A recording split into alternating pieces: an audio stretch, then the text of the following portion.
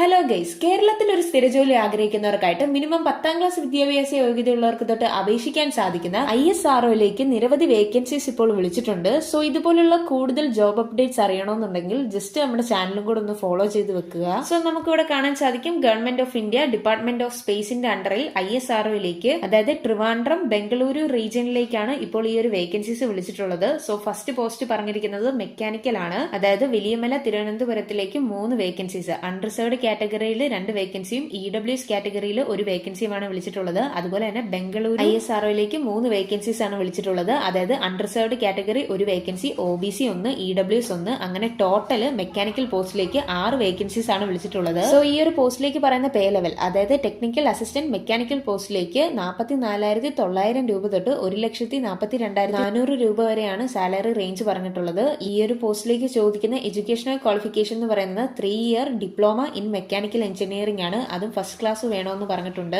അതുപോലെ തന്നെ chemical technical assistant പോസ്റ്റിലേക്ക് 1 വേക്കൻസി ആണ് വിളിച്ചിട്ടുള്ളത്, അതായത് ട്രിവാൻഡ്രത്തിലേക്ക് 1 വേക്കൻസി, അൺറിസർവ്ഡ് കാറ്റഗറിയിലേക്കാണ് ഇപ്പോൾ ഈ ഒരു വേക്കൻസി വിളിച്ചിട്ടുള്ളത്. ഈ ഒരു പോസ്റ്റിലേക്ക് ചോദിക്കുന്ന എഡ്യൂക്കേഷണൽ ക്വാളിഫിക്കേഷൻ എന്ന് പറയുന്നത് 3 year diploma in chemical engineering ആണ്, അതും ഫസ്റ്റ് ക്ലാസ് വേണമെന്ന് പറഞ്ഞിട്ടുണ്ട്. സോ നെക്സ്റ്റ് പോസ്റ്റ് പറഞ്ഞിരിക്കുന്നത് ടെക്നീഷ്യൻ B പോസ്റ്റ് ആണ്. ഈ ഒരു പോസ്റ്റിലേക്ക് പറയുന്ന പേ ലെവൽ എന്ന് പറയുന്നത് 21,700 രൂപ തൊട്ട് 69,100 രൂപ വരെയാണ്. സോ ഇലക്ട്രോണിക് മെക്കാനിക് പോസ്റ്റിലേക്ക് 1 വേക്കൻസിയാണ് വിളിച്ചിട്ടുള്ളത്, അതായത് ബംഗളൂരുവിലേക്കാണ് വിളിച്ചിട്ടുള്ളത്. അൺറിസർവ്ഡ് കാറ്റഗറിയിലാണ് ഈ ഒരു വേക്കൻസി ഉള്ളത്. അതുപോലെ തന്നെ ഈ ഒരു പോസ്റ്റിലേക്ക് ചോദിക്കുന്ന എഡ്യൂക്കേഷണൽ ക്വാളിഫിക്കേഷൻ എന്ന് പറയുന്നത് 10ാം ക്ലാസ് വിദ്യാഭ്യാസ യോഗ്യതയും അതുപോലെ തന്നെ റിലവന്റ് ട്രേറ്റിലുള്ള ITI സർട്ടിഫിക്കേഷനുമാണ്. ഇനി ഫിറ്റർ പോസ്റ്റിലേക്ക് ടോട്ടൽ 9 വേക്കൻസീസ് ആണ് വിളിച്ചിട്ടുള്ളത്, അതായത് വലിയമലയിലേക്ക് 5 വേക്കൻസിയും ബംഗളൂരു 4 വേക്കൻസിയുമാണ് വിളിച്ചിട്ടുള്ളത്. അതായത് ബംഗളൂരുവിലേക്ക് അൺറിസർവ്ഡ് കാറ്റഗറിയിൽ 1 വേക്കൻസി, OBC 2, SC 1 വേക്കൻസിയാണ് വിളിച്ചിട്ടുള്ളത്. അതുപോലെ തന്നെ വലിയമലയിലേക്ക് അൺറിസർവ്ഡ് കാറ്റഗറിയിലാണ് ഈ ഒരു 5 വേക്കൻസിയും വിളിച്ചിട്ടുള്ളത്. സോ ഈ ഒരു പോസ്റ്റിലേക്കും ചോദിക്കുന്നത് മിനിമം 10ാം ക്ലാസ് വിദ്യാഭ്യാസ യോഗ്യതയും അതുപോലെ തന്നെ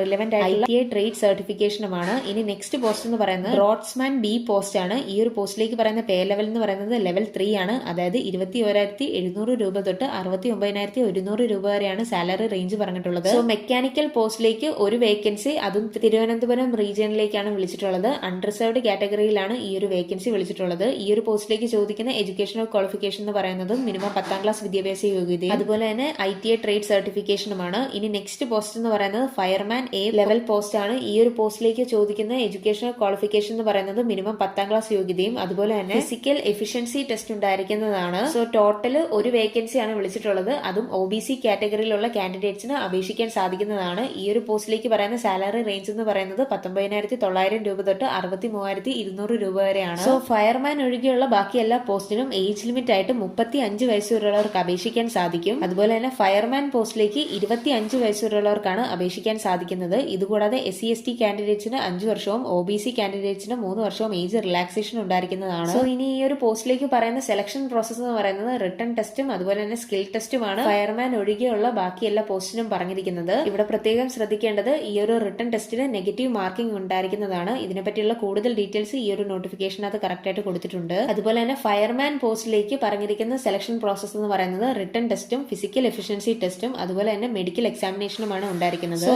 ഓൺലൈൻ ആയിട്ടാണ് അപേക്ഷിക്കേണ്ടത്. അതുപോലെ തന്നെ ആപ്ലിക്കേഷൻ ഫീസ് ആയിട്ട് 750 രൂപയാണ് പറഞ്ഞിട്ടുള്ളത്. ഇവിടെ പ്രത്യേകം ശ്രദ്ധിക്കേണ്ടത്, female SC ST PWD ex serviceman കാറ്റഗറിയിലുള്ള കാൻഡിഡേറ്റ്സിന് ഈ ഒരു എക്സാമിനേഷൻ ഫീസിന്റെ 750 രൂപയും റീഫണ്ട് ആയിട്ട് ലഭിക്കുന്നതായിരിക്കും. ബാക്കിയുള്ള കാറ്റഗറിയിലുള്ള കാൻഡിഡേറ്റ്സിന് 500 രൂപയും റീഫണ്ട് ആയിട്ട് ലഭിക്കുന്നതായിരിക്കും. സോ 18/8/2026 തൊട്ട് ഈ ഒരു പോസ്റ്റിലേക്ക് അപേക്ഷിക്കാനുള്ള ആപ്ലിക്കേഷൻ വിൻഡോസ് സ്റ്റാർട്ട് ആയിട്ടുണ്ട്. അതുപോലെ തന്നെ 4/9/2026 വരെയാണ് ഈ ഒരു പോസ്റ്റിലേക്ക് അപേക്ഷിക്കാനുള്ള ലാസ്റ്റ് ഡേറ്റ് എന്ന് പറയുന്നത്. സോ ഈ ഒരു നോട്ടിഫിക്കേഷന്റെ ഡീറ്റെയിൽഡ് ആയിട്ടുള്ള PDF-ന്റെ ലിങ്ക് ഞാൻ താഴെ ഡിസ്ക്രിപ്ഷൻ ബോക്സിൽ ടാഗ് ചെയ്യുന്നുണ്ട്. സോ വീഡിയോ ഇഷ്ടപ്പെട്ടെങ്കിൽ ലൈക്ക് ചെയ്യാനും സബ്സ്ക്രൈബ് ചെയ്യാനും അതുപോലെ തന്നെ നിങ്ങളുടെ സുഹൃത്തുക്കളിലേക്ക് ഈ ഒരു വീഡിയോ ഷെയർ ചെയ്യാനും മറക്കല്ല്. So thanks for watching this video.